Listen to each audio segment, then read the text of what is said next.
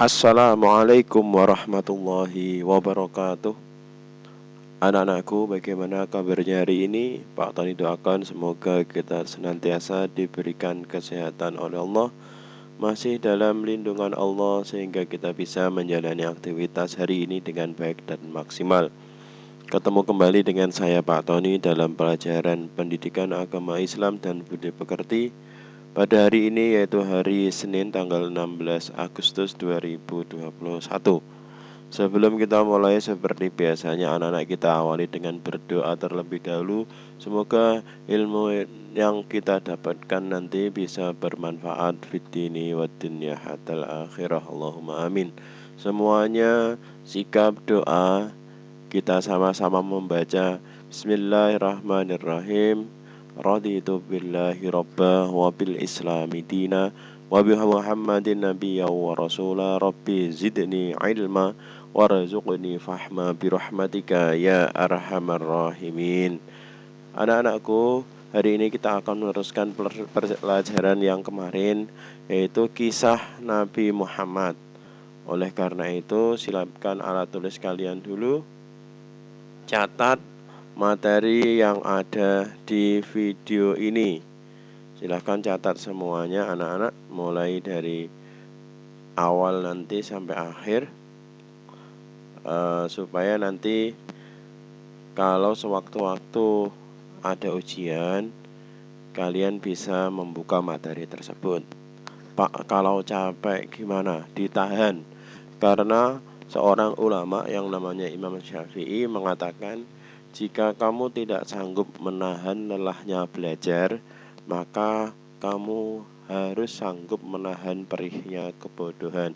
Maka mumpung masih sekolah, itu nggak apa-apa capek belajar. Lebih baik capek belajar daripada nanti menahan perihnya kebodohan.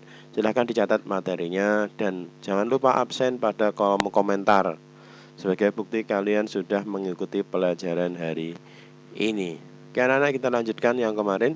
Kita sudah membahas kisah kecil Nabi Muhammad. Masih ingat Nabi Muhammad lahir di kota mana? Iya, di kota Makkah. Kemudian waktu lahir Nabi Muhammad sudah keadaan yatim, tidak punya ayah. Ayahnya sudah meninggal dunia.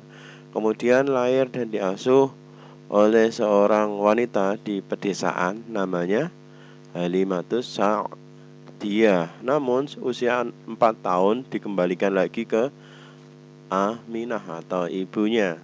Kita lanjutkan. Saat Nabi berusia 6 tahun, Mbak, Nabi Muhammad itu merencana diajak ibunya pergi ke Yasrib. Yasrib itu apa? Yasrib itu kalau sekarang kota Madinah, untuk berziarah ke makam ayahnya yang sudah meninggal. Saat kembali ke Makkah, ibunya sakit dan istirahat di sebuah desa yang namanya Abuwa. Tak lama berselang ibunya meninggal dunia dan dimakamkan di desa tersebut. Saat usia 6 tahun ini, Nabi Muhammad sudah keadaan yatim piatu. Ayahnya meninggal, ibunya juga meninggal. Namun Muhammad tidak patah semangat. Beliau itu sangat mandiri dan percaya diri. Sangat mandiri, sudah terbiasa saat usia 2 tahun saja sudah mandiri saat diasuh oleh Halimatus Sa'diyah, bisa memelihara kambing sendiri dan lain-lain. Lalu Nabi Muhammad diasuh oleh kakeknya yang bernama Abdul Muthalib. Abdul Muthalib itu orang terpandang di kaum Quraisy. Dia itu penjaga sumur Zam-Zam, penjaga air Zam-Zam. Maka pekerjaannya namanya sikoyah. Itu adalah Abdul Muthalib, ini orang terpandang. Namun setelah 2 tahun mengasuh Nabi Muhammad, Abdul Muthalib meninggal dunia. Jadi Muhammad sudah ditinggal oleh ayahnya, ibunya, sekarang kakeknya juga ikut meninggal setelah mengasuh selama 2 tahun Nabi Muhammad. Lah Pak, Nabi Muhammad terus gimana? Lalu Nabi Muhammad diasuh oleh pamannya. Kemudian Nabi Muhammad diasuh oleh pamannya yang bernama Abu Thalib. Ingat ya, jangan sampai kebalik. Kalau kakeknya Abdul Muthalib, kalau pamannya Abu Thalib. Ini paman yang paling menyayangi Nabi Muhammad, bahkan melebihi anak-anak beliau.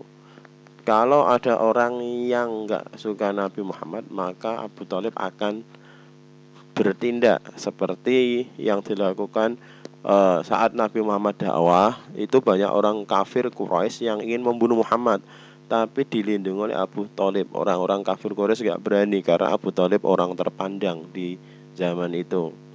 Saat berusia 12 tahun Nabi Muhammad diajak Abu Thalib berdagang ke Syam.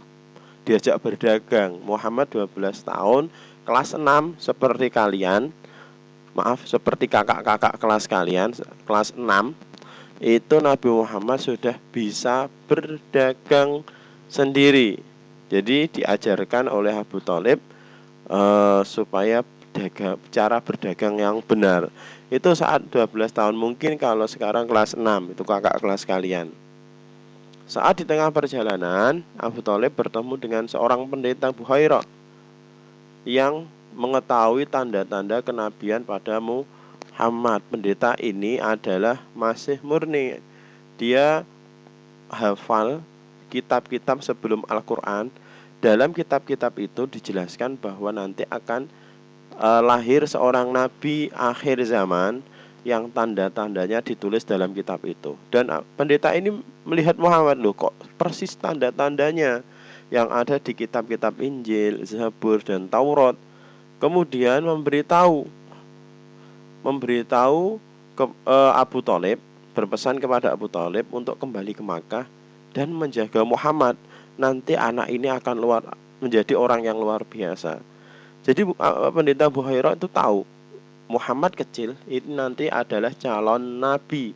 Saat berjalan saja itu dinaungi oleh awan sehingga Muhammad tidak kepanasan, dan diketahui oleh pendeta Buhairah. Lanjut, diangkat menjadi rasul. Muhammad diangkat menjadi rasul saat usia 40 tahun. Beliau mendapat wahyu pertama saat beruzlah. Beruzlah itu menyendiri di Gua Hira. Kenapa Pak menyendiri?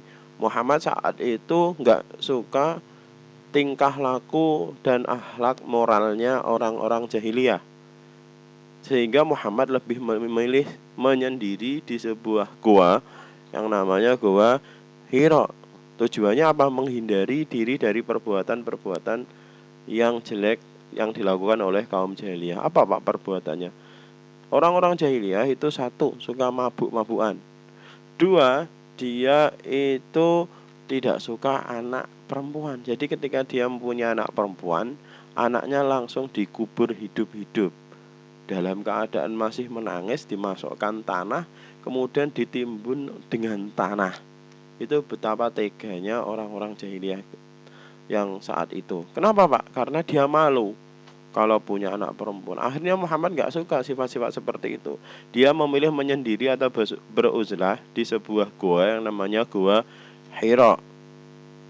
Kemudian saat menyendiri di Gua Hira, Allah mengutus malaikat Jibril untuk menyampaikan wahyu pertama. Wahyu pertama yang diturunkan oleh Allah kepada Nabi Muhammad adalah surat Al-Alaq ayat 1-5. Setelah peristiwa ini, resmilah Muhammad diangkat menjadi nabi dan rasul oleh Allah Subhanahu wa taala. Ini Gua Hira anak-anak.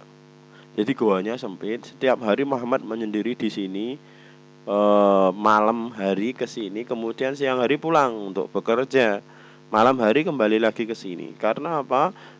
Beliau itu gak suka dengan sifat akhlak dan moralnya orang-orang jahiliyah, sampai pada akhirnya didatangi oleh malaikat Jibril untuk menyampaikan wahyu pertama kepada Nabi Muhammad. Anak-anak, hari ini cukup sekian pembelajarannya. Silahkan nanti dicatat, dan setelah ini silahkan mengerjakan soal yang ada di Google Form. Linknya nanti Pak Tony kirim di grup WhatsApp. Sekali lagi, jangan lupa absen di kolom komentar sebagai bukti kalian sudah mengikuti pelajaran hari ini. Baik anak-anak, kita akhiri bersama-sama dengan membaca tahmid bersama-sama. Semoga ilmu yang kita dapatkan hari ini bisa bermanfaat. Dengan membaca tahmid, alhamdulillahirabbil alamin. Sekian dari Pak Tony. Wassalamualaikum warahmatullahi wabarakatuh.